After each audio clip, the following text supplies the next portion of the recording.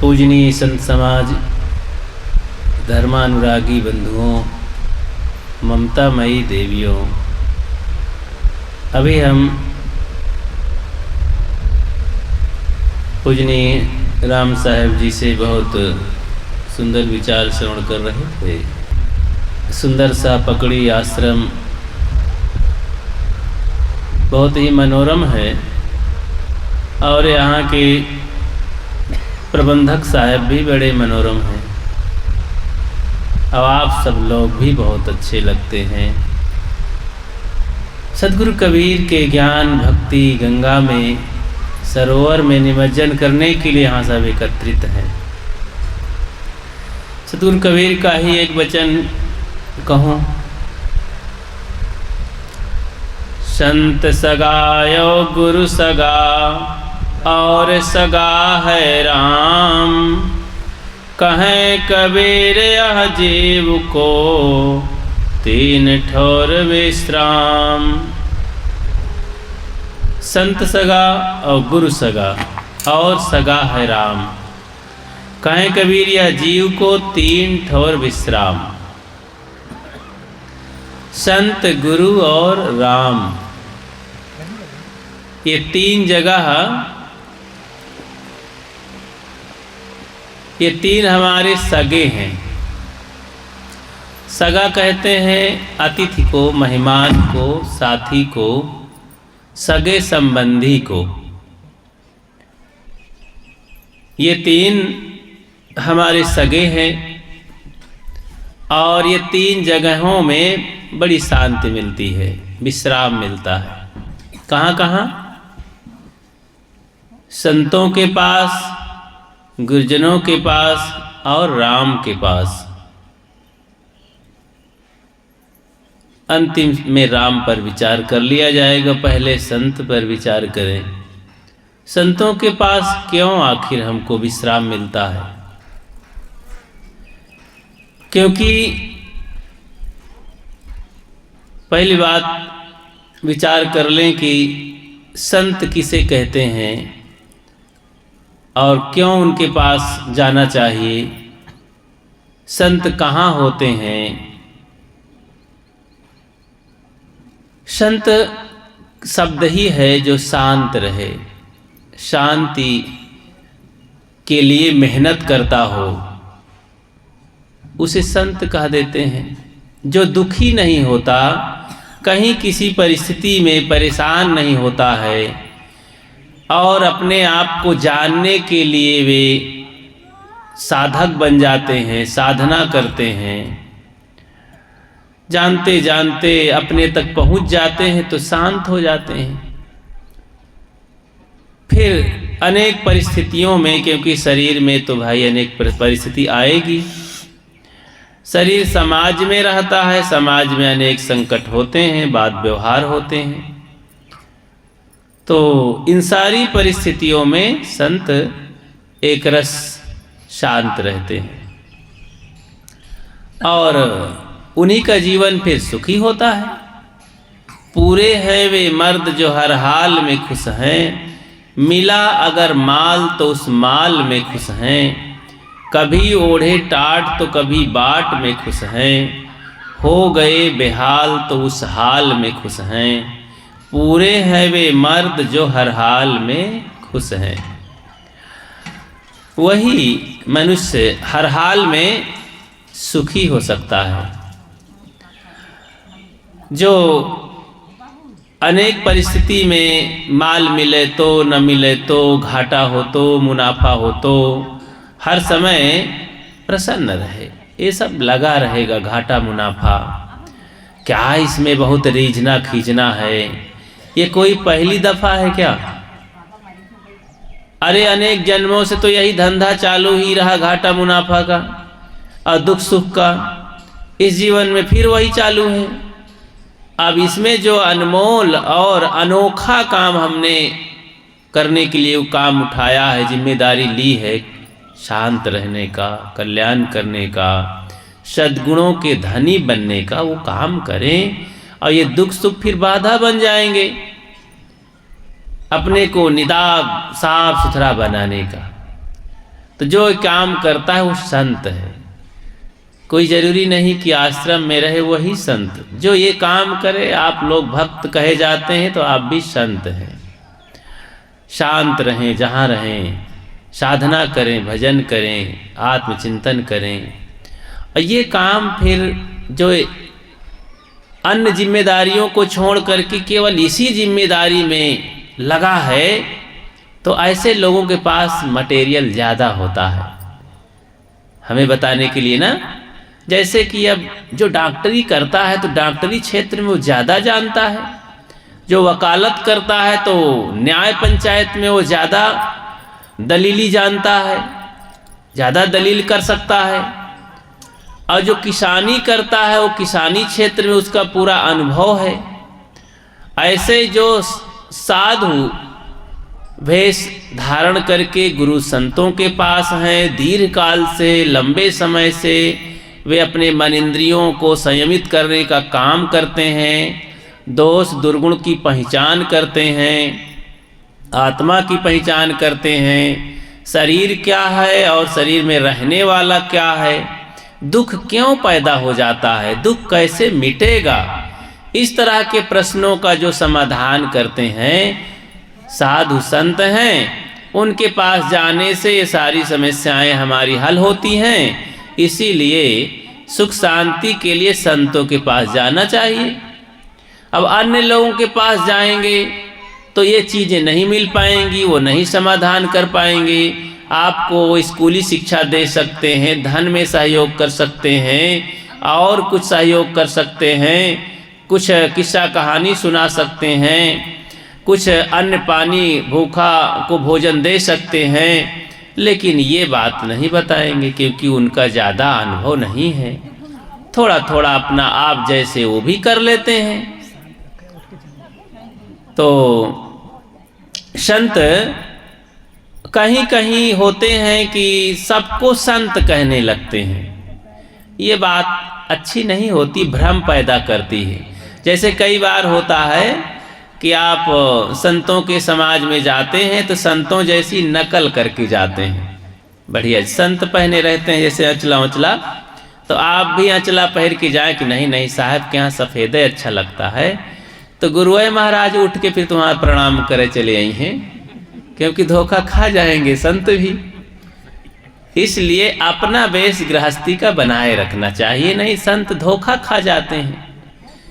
तो कपड़े की वजह से फिर आपको पहले अब मुख से जुबान से आपकी परख अभी हुई नहीं, पहले तो कपड़े से ही पहचाना जाएगा ना। फिर आप जब बोलेंगे तो आपकी भाषा व अंतर्मुखता की पता चलेगी। कई बार इलाहाबाद में ऐसे कई भक्त रहे तो गुरुजी उनको बहुत डांटे, ये क्या है तुम करते हो, धोती कुर्ता पहनो, पैजामा पहनो, तुम आकर के संतों को धोखा देते हो। तो कई भक्तों को धोखा देते हैं। कई भक्त जा करके उन्हीं का प्रणाम करते हैं और फिर चरणोदक धो के पीज ले, तब तो सब बंटा ढार, उनका भी भाई भक्त तो बेचारे संतों का वेश देख करके सबको प्रणाम करते हैं, विदाई भेंट देते हैं, तो उनको भी धर देंगे। सफ़ेद सफ़ेद बढ़िया धोती कुर्ता पहने हैं, तो धोती तो पहने नहीं, वैसे तो साधु के वेश में हैं, तो ये ठीक नहीं है। एक तो पंथ ही है कि उनकी बहू को भी संत कहते हैं, बेटी को भी संत कहते हैं, बुढ़ा को भी संत कहते हैं, जवान को भी संत कहते हैं, गुरु को भी संत, चेला को भी संत। तो भाई ये तो धोखेधड़ी की बात है। वहाँ मर्यादा विहीन समाज है। तो प्रेम के नाम पर, समता के नाम पर ये ठीक नहीं। यहाँ व्यवहार है, और अपना जो जिस लायक हो, जिस पद में हो, मर्यादा है समाज में। पिता पुत्र, भाई भाई, पति पत्नी और पुत्र दामाद, तो इस तरह से दादा बाबा, सबका अलग अलग पद है। उसी मर्यादा में मर्यादा निभा करके प्रेम का आदान प्रदान किया जाता है। अब सबको बराबर मान करके फिर मर्यादा नहीं निभ सकेगी और अमर्यादित जीवन हो जाएगा फिर। तो इसलिए जैसे गुरु शिष्य हैं तो आप ऊपर बैठाए हैं, हमें संतों को। अब आप नीचे बैठे हैं, आप श्रोता बने हैं, हमें प्रवक्ता बना दिए हैं, तो एक मर्यादा है कि आप सुने शांत, अब हम बोलें। अब आपो प्रवक्ता बन जाएं तो आप भी बोलें, हम भी बोलें, तो मर्यादा गई ना। तो जहाँ पर ऐसा है तो वहाँ पर लाभ ज़्यादा आध्यात्मिक नहीं हो पाता है, व्यवहार का लाभ हो जाता है। तो अपनी अपनी मर्यादा में रह करके साधना करते रहना चाहिए, भीतर से समतावादी बने रहें। जब वो आत्मज्ञान की ऊंचाई पर हम पहुंच जाते हैं तो जो गुरु जानते हैं वो चेला भी जान लेते हैं, और जो गुरु चाहते हैं शांति, वो चेला भी शांति चाहते हैं। तो सबको शांति चाहिए। तो शांति के को पाने के लिए एक अच्छे विचारवान विवेकी संतों के पास, जो त्याग वैराग्य से निष्ठ हैं और काम क्रोध लोभ मोह पर अच्छा से रिसर्च करके स्वश कर लिए हैं, ज्ञान प्राप्त कर लिए हैं, तो ऐसे शांत चित्त के हृदय के आत्मा के पास, संतों के पास जाके बैठना चाहिए। उत्तिष्ठा जागृत प्राप्त वरानि बोधत, उठो जागो, अज्ञान की नींद से उठ करके संतों के पास, बोधवानों के पास चलो। सद्गुरु कबीर कहते हैं, जहाँ धीर गंभीर अति निश्चल, तहाँ उठ मिलहु कबीरा। आए मेरे भाइयों, बंधुओं, बंधुजनों, जहाँ पर धीर गंभीर वीतराग पुरुष हों, वहाँ पर जा कर के उठ करके बड़ी विनम्रता से श्रद्धा के साथ मिलो। उठ मिलहु कबीरा। पूरा काल में आप पढ़ते हैं कि ऋषियों के आश्रम में शिष्य जाता था तो कुछ प्रश्न लेकर के, तो कैसे जाता था? समिधा लेकर के, हाथ में लकड़ी लेकर के, गट्ठर लेकर के, और सिर में गट्ठर बांध करके लकड़ी का, कुछ अन्न की पोटली लेकर के जाता, क्योंकि गुरुकुल में जाते थे तो लकड़ी काम आती थी, अन्न पानी काम आता था, भोजन का काम, और इस तरह विनम्रता से जा करके प्रणाम करते थे। आप जब बनारस कभी गए होंगे तो वहाँ एक चित्र बना हुआ है, वहाँ का राजा और रानी हाथ में कुल्हाड़ी और सिर में लकड़ी का गट्ठर लेकर के कबीर साहब के पास गए थे। वहाँ चित्र बना हुआ है, ये प्रदर्शनी लगी है, मूर्ति है, राजा और रानी का उभारा गया है, एक पत्थर की मूर्ति है कबीर चौरा में।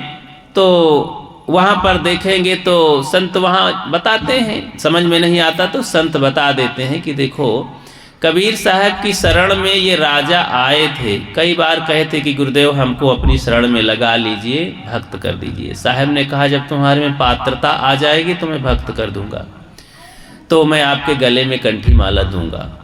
तो गुरुदेव के पास एक दो बार गए होंगे तो गुरुदेव ने उन्हें पात्र न समझ करके टाल मटोल कर दिए होंगे कि जब तक पात्रता नहीं आती है लोगों में तब तक दीक्षा उपदेश करना बेकार हो जाता है। तो उनको पहले मजबूत बनाया जाता है, भूमिका बनाई जाती है, तब तो मकान तक तैयार होता है।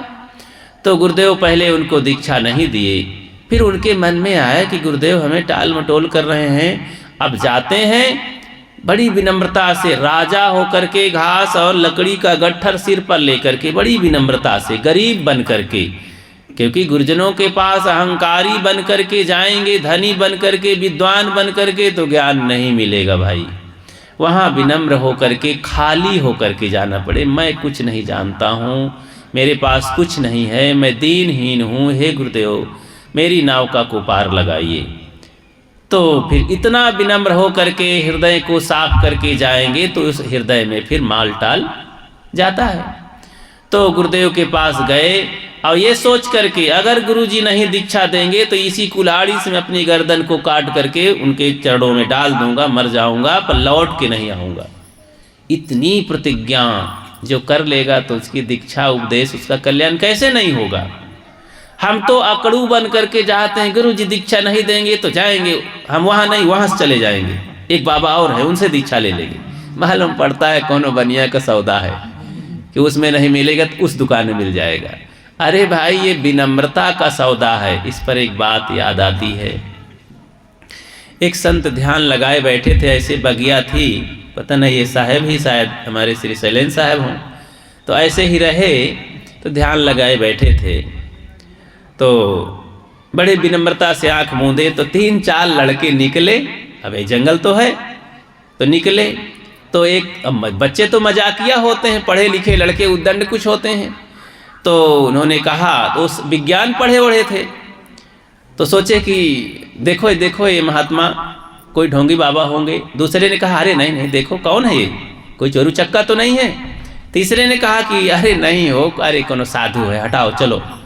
कहीं नहीं नहीं, आओ देखते हैं पास में, देखो ये महात्मा बने हैं, क्या जानते हैं।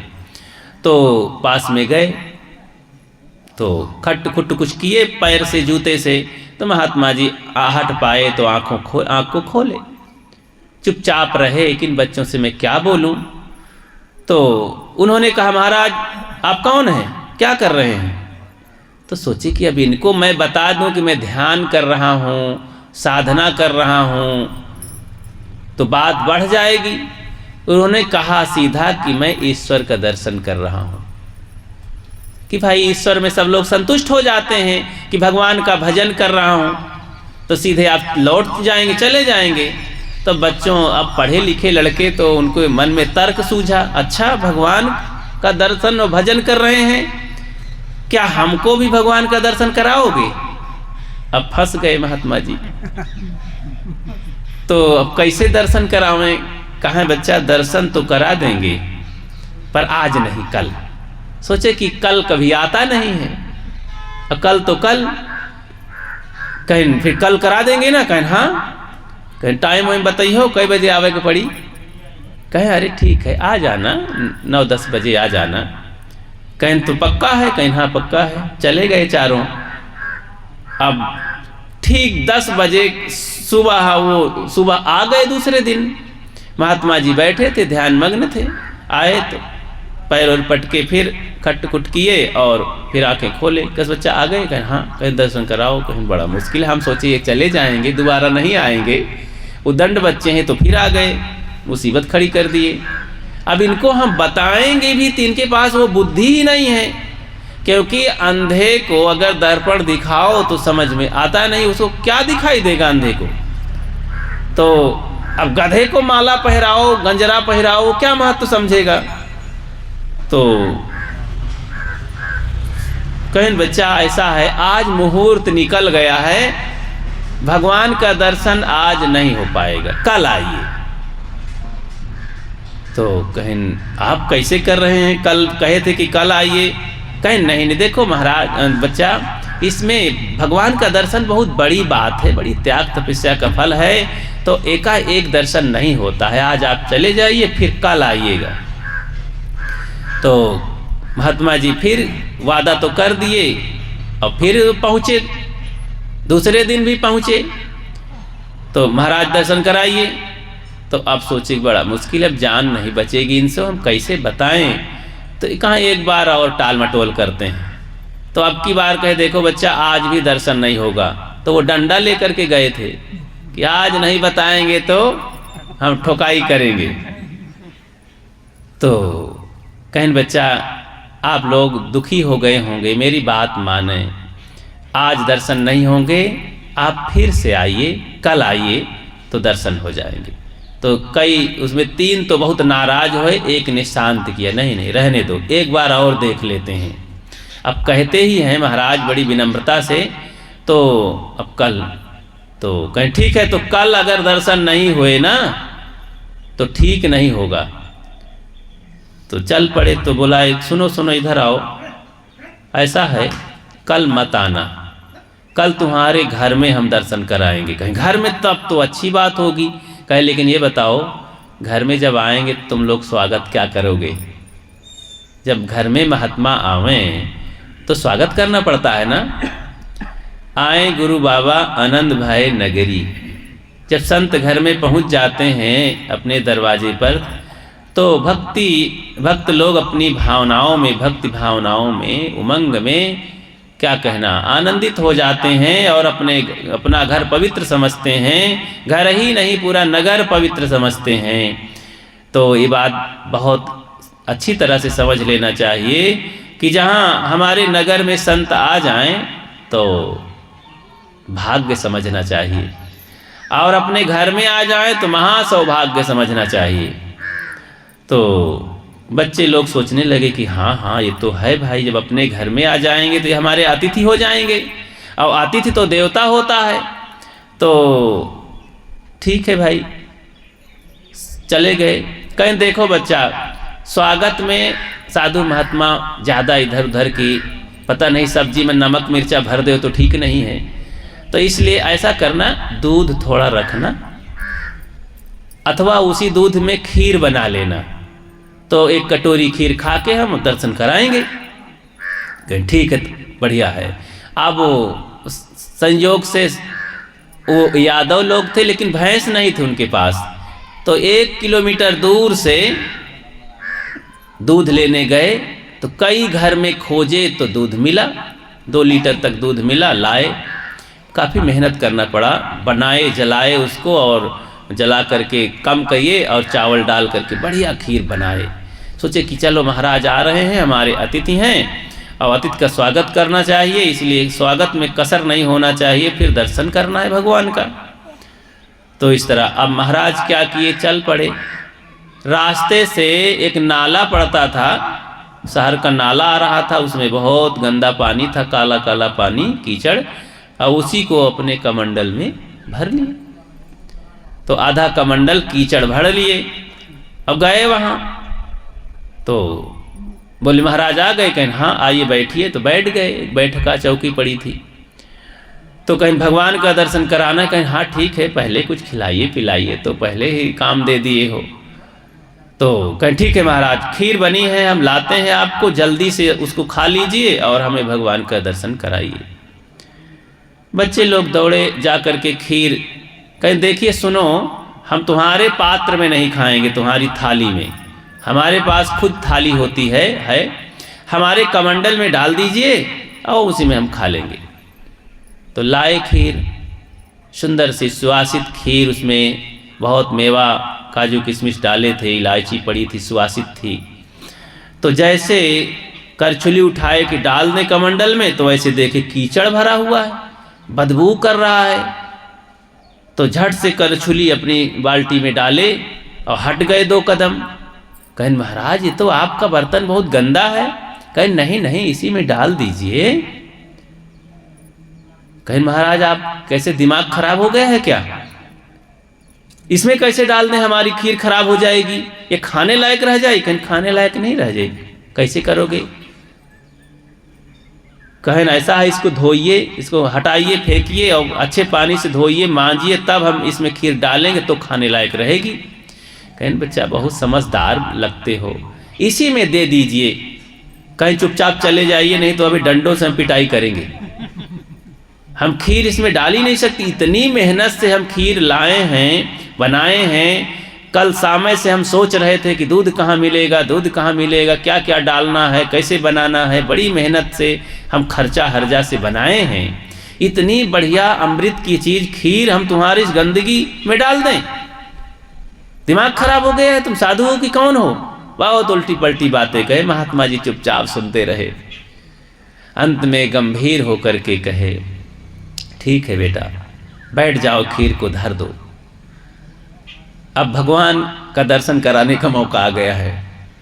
तो बैठ करके महात्मा जी कहते हैं देखो बेटा, तुम खीर में कुछ रुपए लगाए हो, 150 150 रुपये लग गया होगा खीर के सारे, शुरू से आरंभ अंतिम तक, और थोड़ी सी मेहनत लग गई है। तुम अपनी इस मेहनत की पवित्र खाने की खीर को इस गंदे पात्र में नहीं देना चाहते हो, और बहुत गुस्सा लग रहा है तुम्हें, बहुत बुरा लग रहा है। कहें हाँ और क्या? कहें इसी तरह ध्यान से सुनो, तुम्हारा हृदय क्या साफ है? तुम्हारे हृदय में काम क्रोध लोभ मोह राग द्वेष ईर्षा घृणा न जानी कितना कितना कचड़ा कूड़ा भरा हुआ है।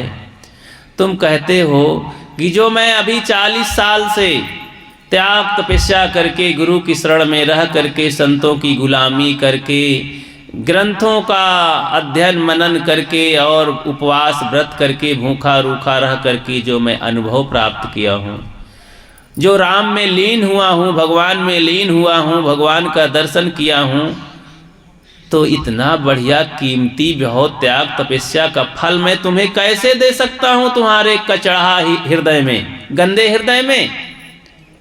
तब उन बच्चों को, दिमागदार थे, तो बच्चों को होश आया कि अरे ये तो सब सारा व्यवस्था तो हमें ज्ञान देने के लिए किए हैं।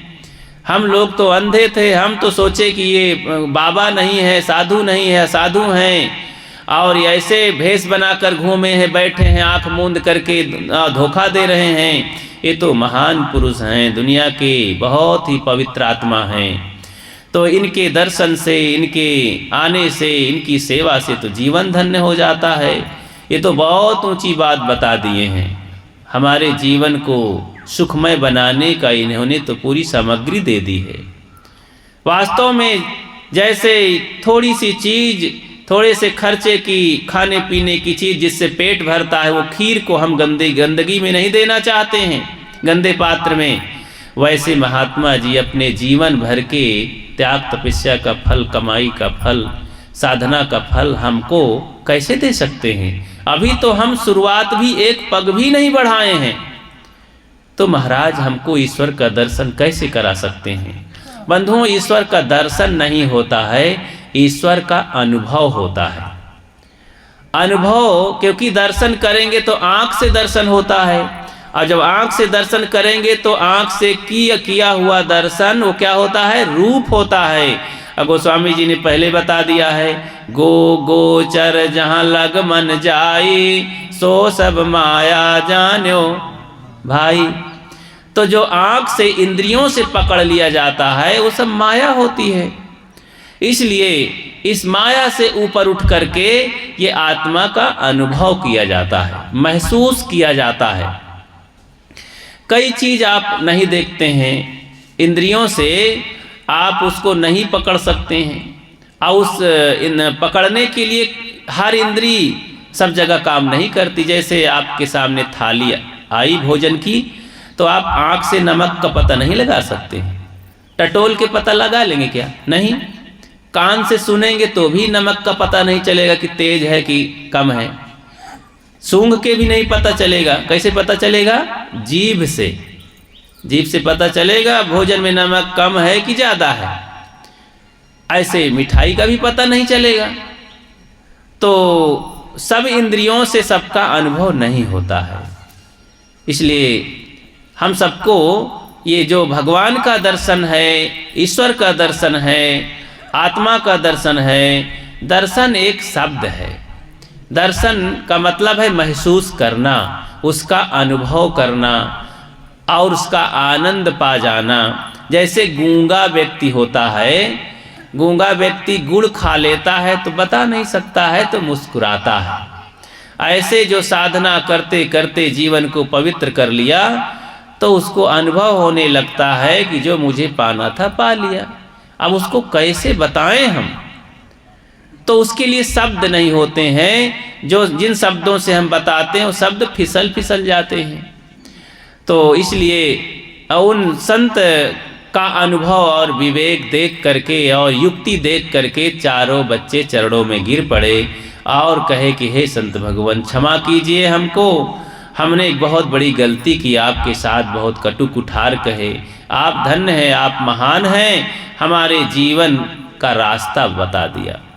अब से हम अपने हृदय को साफ करके, शुद्ध करके और साधना भजन में लग करके और उस राम में, उस ईश्वर में स्थित होएंगे, उसका अनुभव पाएंगे। तो इस तरह से संतों का बड़ा महत्व है। संत हमारे सगे हैं, रास्ता दिखाने वाले हैं। तो संत मिलन सम सुख कछु नाही, नहीं दरिद्र सम दुख जग माही। संत मिलन सम सुख कछु नाही। संतों के मिलने के समान संसार में कोई सुख नहीं है और दरिद्रता के समान संसार में कोई दुख नहीं है। इसलिए हमको ये दोनों काम करना चाहिए। संत के लिए चाहे कितना भी हर्ज खर्च दुख तकलीफ सहना पड़े, जा कर के मिलना चाहिए, संतों की संगत में जाना चाहिए। संत दरस अनमोल है, मिले सुबुद्धि सुचाल, क्षण में सब पातक हरे, भ्रम गढ़ टूट निहाल। संत दरस को जाइए दिन में कई कई बार, संतों के दर्शन के लिए दिन में बन सके तो कई बार जाना चाहिए। लेकिन यहाँ तो भाई महीना में नहीं संभव होता है, 2 महीना में संभव नहीं होता है, 4 महीना में संभव नहीं होता है।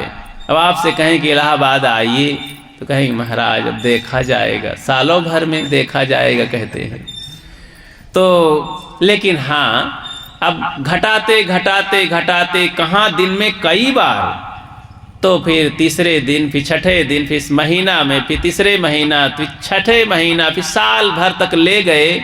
अब गुरु जी कहाँ तक क्षमा करें। अंत में कहा कि भाई साल भर में महाराज अब हम विदेश चले जाएंगे, सालों भर में नहीं आ पाएंगे। कहाँ है बच्चा, आप कुछ न कहुआओ, अब कफन खरीद ले, मोड़न के धई ले, तो अब कोई कल्याण का रास्ता नहीं है। साल भर में भी हम गुरु संतों के ज्ञान विचार में डुबकी ना लगा सके, उनके दर्शन ना कर सकें, तो जीवन का कल्याण कैसे होगा। इसलिए हम सबको कल्याण के रास्ते में खूब मेहनत करनी चाहिए और कष्ट उठा करके भी गुरु संतों के दर्शन के लिए, उनके ज्ञान के लिए जाना चाहिए। तो संत सगा और गुरु सगा, गुरु के लिए तो क्या कहना, इस संसार सागर से तरने के लिए गुरु ही एक आधार है। गुरु समदाता कोई नहीं जग मांगन हारा, राजा प्रजा बादशाह सब हाथ पसारा। गुरु के समान कोई संसार में दानी नहीं है, गुरु सम नहीं कोई दानिया, गुरु सम नहीं कोई देव। तो रक्षक में रक्षक गुरु, दानिन में गुरुदान।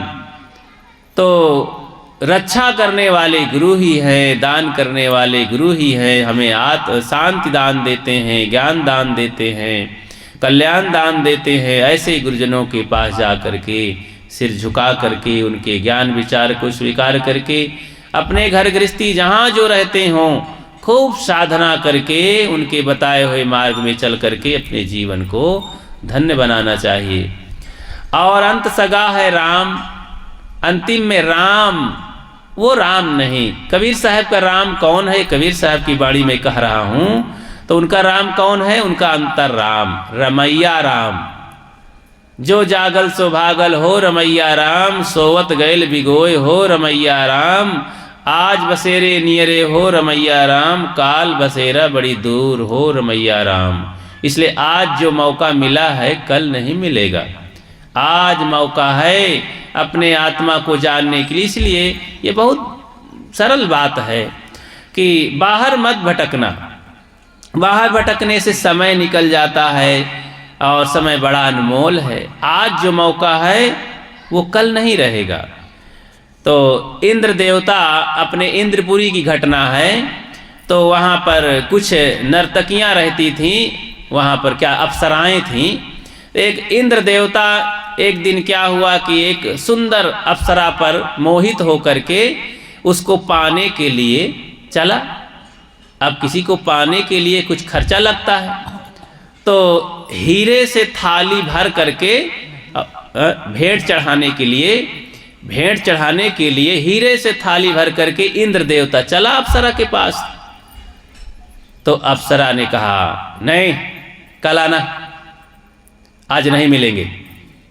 इंद्र देवता दूसरे दिन सोने के सिक्के से थाली भर करके गया, तो अप्सरा को बड़ा गुस्सा आया कि अरे ये कैसा तमाशा कर रहे हैं। लेकिन कहे नहीं, आज नहीं मिले, कल आना।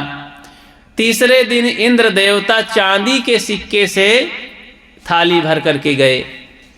तब अप्सरा कहती है कि अरे इंद्र, मेरी सुंदरता पर बड़े बड़े देवता सब मात खा जाते हैं, तू मेरी कीमत को घटाता जा रहा है। अरे मैंने हीरे को ठुकरा दिया तो तुझे 2 थाली हीरा भर के लाना चाहिए, और रोज रोज मेरी कीमत को कम कर रहा है। तो इंद्र ने कहा अरे अप्सरा सुन, जो तू कल सुंदर थी, जो मोहक था, लवंडता थी शरीर में तेरे, कोमलता थी वो कल नहीं रही जो परसों थी, और जो कल थी वो आज नहीं है। तेरी कीमत घटती चली जा रही, मिलना हो मिल, नहीं इसको भी मैं अब आज लौट जाऊंगा तो फिर मिट्टी लेकर आऊंगा। तो इस तरह से कीमत रोज घटती जाती है। तो जो आज समय है भजन करने का, भक्ति करने का, कल नहीं रहेगा। ये खिसकती जा रही है शरीर बुढ़ापे की ओर, समय भागा जा रहा है, इसलिए वादा नहीं करना चाहिए। नगद आज नगद कल उधार, तो सेठ लोग लिखा करते हैं ना। तो इसी तरह भक्ति के क्षेत्र में भी आज नगद कल उधार कहो, कल देखा जाएगा। आज हम भक्ति भजन करते हैं और दुनिया का काम देखा जाएगा, समय रहेगा तो कर लेंगे कल भी, लेकिन आज तो हम साधन भजन का, ज्ञान भक्ति का काम करेंगे। आज हम खुश रहेंगे, कल देखा जाएगा। आज सब व्यवस्था बढ़िया है, कल शरीर रहेगा तो सब हो जाएगा। तो इसलिए इस तरह से आप पूरा जीवन बढ़िया से जी सकते हैं। तो अपने आत्मा राम का भजन करें। मैं कह रहा था, संत सगायो गुरु सगा और सगा है राम, कहे कबीरिया जीव को तीन ठौर विश्राम। तो 3 जगहों में संतों के पास, गुरुजनों के पास और अपने स्वरूप में, अपने अंतरात्मा आत्मा में तुम चले जाइए, शांति बड़ी मिलेगी, बड़ा सुकून मिलेगा, सारा दुख खत्म हो जाएगा। इसलिए रोज जाया करिए हृदय में, जहाँ भी जो रहें बैठ जाइए और पहुँच गए संत के पास, गुरुदेव के वाणी के पास, उनके ज्ञान के पास, और आत्मा तो अपना है ही है। तो इस तरह से रोज भजन करिए, ध्यान करिए, ऐसा समय निकाल के सत्संग करिए। तो मैं अपनी बात को यहीं विराम देता हूँ, समय पूरा हुआ। बोलिए सद्गुरु देव की जय।